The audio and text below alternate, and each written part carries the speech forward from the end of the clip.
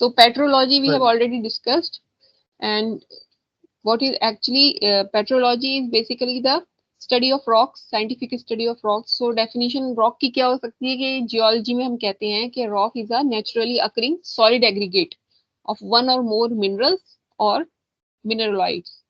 For example, the common rock granite is a combination of quartz, feldspar, biotite minerals. ये नाम है minerals के जिनके combination से एक rock बनती है जिसे हम जानते हैं granite. The Earth's outer solid layer, the lithosphere, is made up of rock. Second point is rocks have been used by mankind throughout history. From the Stone Age, rocks have been used for tools. The minerals and metals found in rocks have been essential to human civilization. Three major groups of rocks are defined: igneous, sedimentary, metamorphic. The scientific study of rocks is called petrology. What are rocks? Rocks are mineral aggregates with a combination of properties of all the mineral traces. Any unique combination of chemical composition, mineralogy, grain size, texture, or other distinguishing characteristics can describe rock types. ठीक है, rocks तो mineral aggregate का combination है जिनका जितना जिस mineral का उसके अंदर कॉम्पोजिशन ज्यादा या कम होता है उस कॉम्बिनेशन के अकॉर्डिंगली जो है वो रॉक का नेमिंग किया गया है, यानी वो रॉक जो है उसके हिसाब से पहचानी जाती है.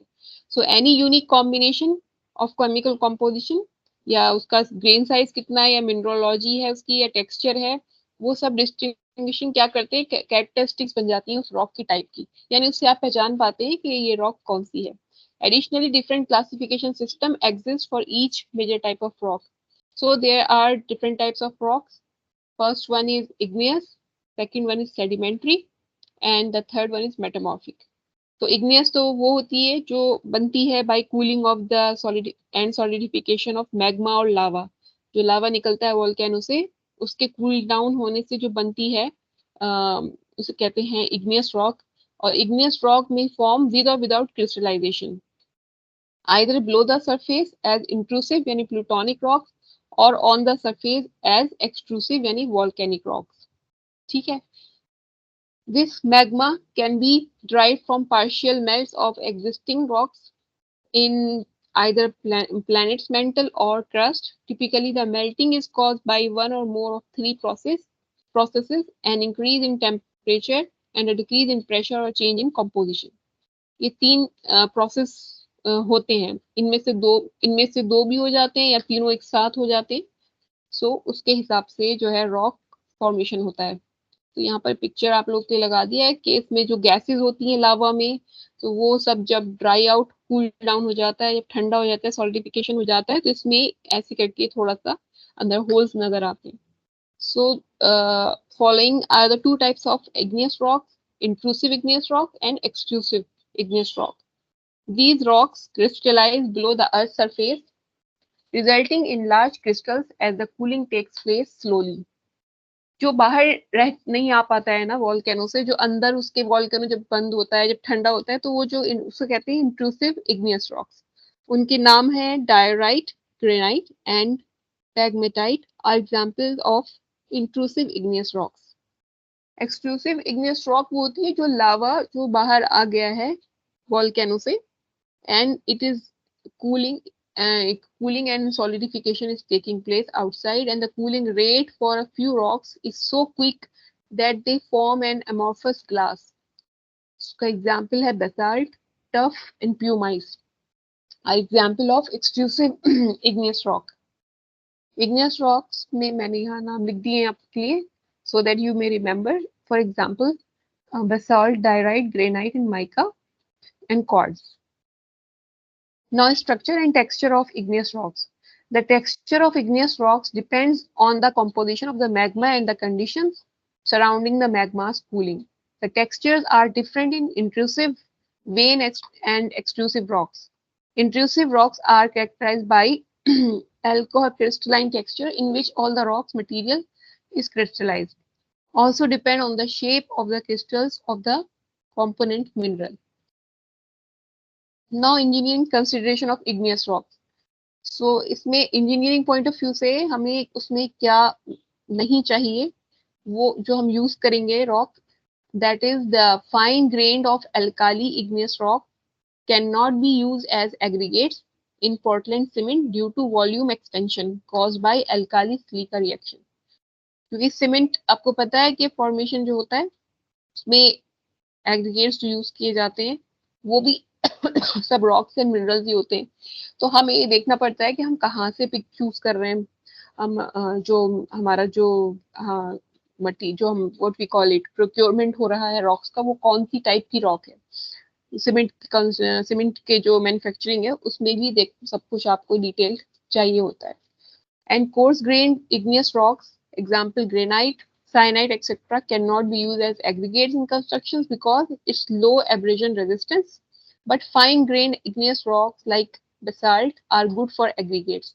Basalt as paving aggregates goes with asphalt. Setting of foundation needs to avoid weathered rocks. Example dams, bridge and piers.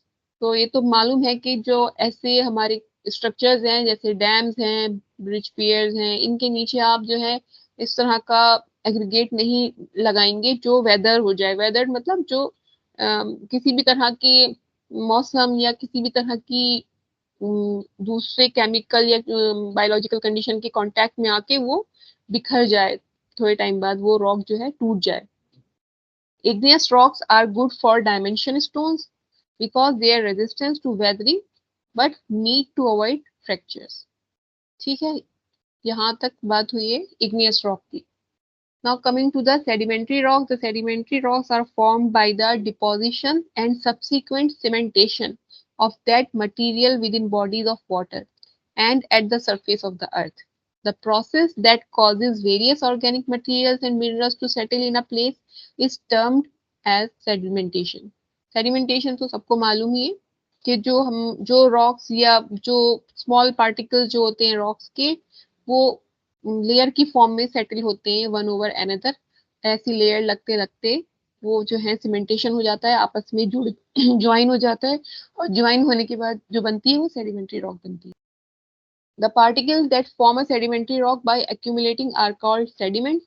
Before being deposited, the sediment was formed by weathering and erosion from source area. ये point बहुत important है. Sedimentary और igneous में क्या difference है वो ये है कि सेडिमेंट जो होता है यानी जो इरोजन का मतलब होता है जो पानी के बहाव के साथ जो मिट्टी या जो मिनरल्स पानी में आ जाते हैं वो आके कहीं एक जगह इकट्ठे होते हैं फिर और पानी के साथ दोबारा लेयर आके लगती जा रही है. तो वो जो एक के ऊपर एक बन रहा है ना सोर्स एरिया से आ रहा है वो मिनरल तो उसको कहेंगे हम सेडिमेंट्री रॉक. इग्नियस रॉक बिल्कुल डिफरेंट है. वो लावा से बनती है. हॉट मोल्टन लावा होता है. जब वो ठंडा होता है तो उससे इग्नियस रॉक बनती है. And then transported to the place of deposition by water wind हवा से भी हो सकता है आइस या मास मूवमेंट और glaciers which are called agents of denudation. Sedimentation may also occur as minerals precipitate from water solution or shells of aquatic creatures settle out of suspension. Types of sedimentary rocks.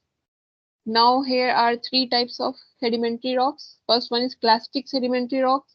These rocks are formed from the mechanical weathering debris. Sandstone, siltstone are the example of clastic sedimentary rocks. Okay.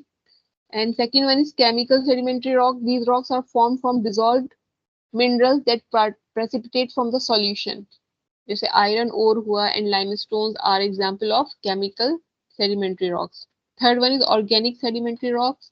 These rocks are formed from accumulation of plant and animal debris. Coal है जैसे कि some dolomites are example of organic sedimentary rocks. ठीक है.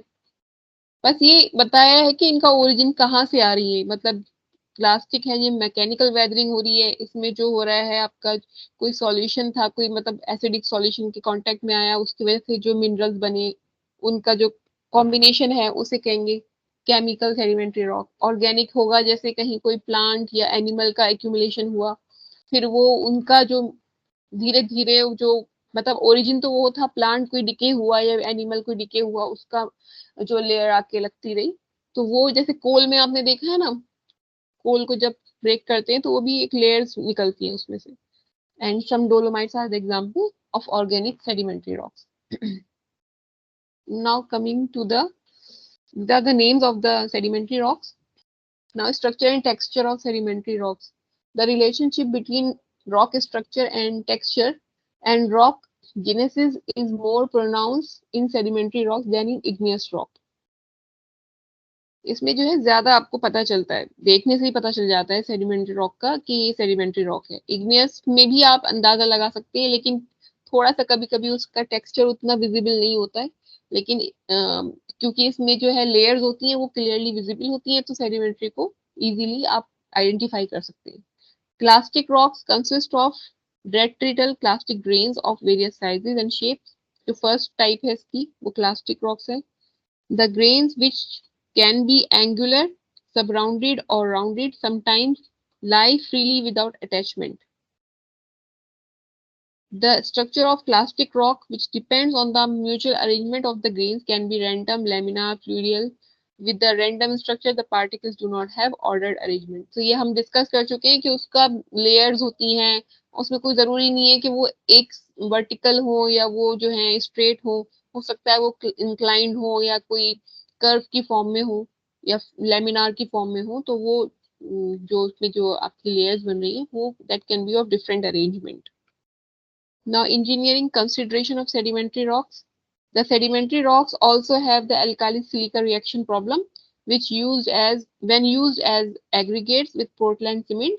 The sedimentary rocks with this problem are grey back, मतलब कि ये बहुत problem create कर देती है। अगर सेडिमेंट्री में अगर ये नोटिस नहीं करा कि अल्काली सिलिका उसके अंदर लेयर्स में कहीं है, तो वो जो है अगर उसको यूज कर लिया as a aggregate with Portland cement, तो फिर वो भी प्रॉब्लम क्रिएट करेगा। Fine grain sedimentary rocks like limestone and dolomite are the best for being used as aggregates. Siltstone, shale, conglomerate, and quartz sandstone are not acceptable. Stream and terrace gravel contains weak pieces. They are not good for aggregate in concrete. Coarse-grained limestone is not good for aggregates. Sinkhole problem in carbonate terrains due to high dissolvability of limestone and dolomite.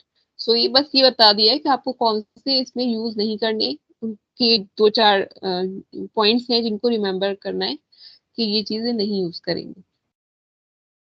Now coming to the metamorphic rocks. The metamorphic rocks make up a large part of the earth crust and are classified by texture and by chemical and mineral assemblage. They may be formed simply by being deep beneath the earth's surface, subjected to high temperatures and the great pressure of the rock layers above it.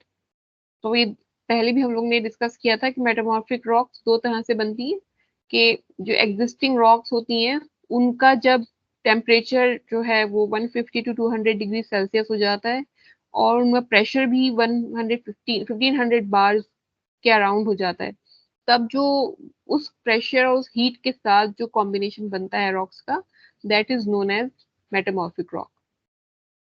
ठीक है, इसके भी दो types हैं। Following are the two types of metamorphic rocks. First one is foliated metamorphic rocks. Second one is non-foliated metamorphic rock. First one is these rocks are produced by exposure to heat and pressure, which make them appear layered. Phyllite and gneisses are the example of foliated metamorphic rocks. और non-foliated metamorphic rocks वो होती हैं those rocks which have no layers. Marble and quartzites are the example of non-foliated metamorphic rocks. So यहाँ पे नाम लिख दिए अलग so that you can remember. अब टेक्सचर के बारे में हम पढ़ चुके हैं कि इनका भी टेक्सचर जो है दो टाइप की वजह से अलग अलग होता है। The structures and textures of metamorphic rocks arise during the recrystallisation in the solid state of primary sedimentary and magmatic rocks. ठीक है, रिक्रिस्टलाइजेशन होता है, जो अवेलेबल रॉक्स होती हैं उनका रिक्रिस्टलाइजेशन होता है, that can be primary sedimentary and magmatic rocks का कॉम्बिनेशन हो सकता है। The recrystallisation occurs under the action of lithostatic pressure and temperature, which leads to an ordered arrangement of the mineral grain. Question mark नहीं आएगा। Okay. Now, engineering considerations of metamorphic rocks. Metamorphic rocks also have alkali silica reaction problem. इनमें भी क्योंकि ये बन तो वहीं से रहा है, इग्नियस और सेडिमेंट्री का कॉम्बिनेशन होता है मेटामॉर्फिक ज्यादातर, तो अल्काली सिलिका इसमें भी आता है। तो ये बिग नो है, मतलब अल्काली सिलिका जो है वो बिग नो है। अगर हम सीमेंट के साथ जो एग्रीगेट यूज कर रहे हैं पोर्टलैंड सीमेंट के साथ, तो उसमें अल्काली सिलिका नहीं होना चाहिए। The metamorphic rocks with this problem are phyllite, impure, quartzite, and granite gneisses. Coarse grained gneisses can be abraded severely when used as aggregates. For metamorphic rocks, the stability of rock mass greatly affected by the foliation orientation. Marble, as a metamorphic rock from carbonate sedimentary rock, can cause similar problems. Example: leakage of reservoirs, sink hole collapse, solution cavities, and channels.